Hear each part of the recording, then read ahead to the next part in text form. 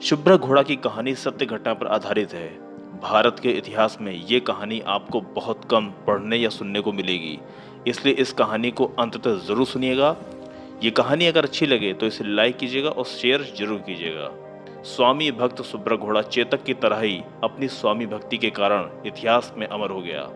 मेवाड़, जिसका ध्येय वाक्य जो दृढ़ राखे धर्म को तिह राखे करतार को चरित्रार्थ करता है। मेवाड़, जिसमें अनगिनत योद्धा और वीरांगनाओं का नाम इतिहास के स्वर्णिम अक्षरों में दर्ज है। मेवाड़ में ही महाराणा प्रताप का हाथी रामप्रसाद और घोड़ा चेतक भी अपनी स्वामी भक्ति के कारण इतिहास में अमर हो गया।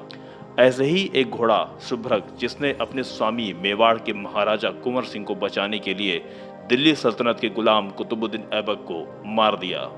तथाकथित इतिहासकारों ने इस सत्य को तुष्टिकरण नीति के कारण छिपाए रखा। कुतुबुद्दीन ऐबक मोहम्मद गौरी का गुलाम था, जो मोहम्मद गौरी के बाद दिल्ली का सुल्तान बना।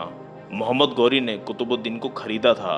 उन दिनों गुलामों को सैनिकों की सेवा के लिए खरीदा जाता था।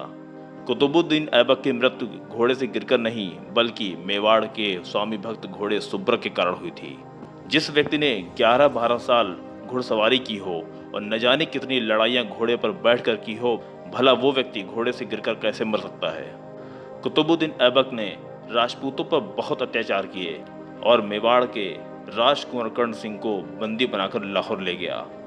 राजकुंवर कर्ण सिंह का सुब्रक नामक घोड़ा स्वामी भक्त था, जो कुतुबुद्दीन को बहुत पसंद आया और वो साथ में उसे भी ले गया।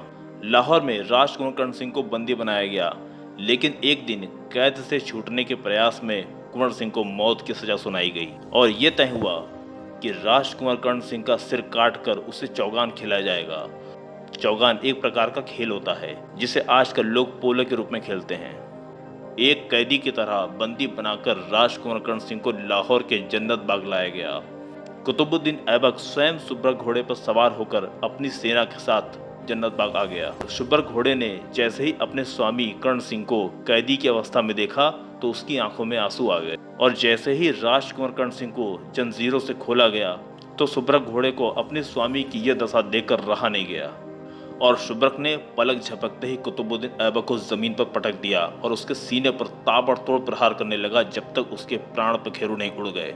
उसके सैनिक जब तक कुछ समझ पाते तब तक स्वामी भक्त शुभ्र घोड़ा अपने स्वामी के पास पहुंच गया और इस स्थिति का फायदा उठाकर कर्ण सिंह सैनिकों को धक्का देकर छूट गए और शुभ्रक घोड़े पर सवार हो गए और शुभ्रक ने अपने पूरे वेग के साथ मेवाड़ की तरफ दौड़ लगा दी और लगातार 3 दिनों तक दौड़ने के बाद मेवाड़ की राजधानी चित्तौड़ की सीमा में प्रवेश कर गया।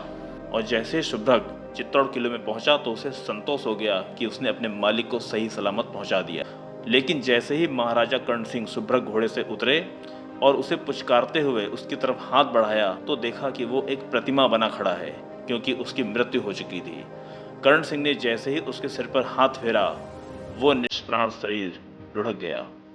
हमें भारत के इतिहास में इस सत्य को कहीं नहीं पढ़ाया गया, क्योंकि वामपंथी लेखक कुतुबुद्दीन ऐबक की ऐसी दुर्गति वाली मौत को छिपाना चाहते थे, जबकि फारसी की कई पुस्तकों में यह सत्य घटना लिखी हुई है। यह सत्य घटना आपको कैसी लगी, इसे कमेंट में लिखकर जरूर बताइएगा। वीडियो देखने के लिए धन्यवाद।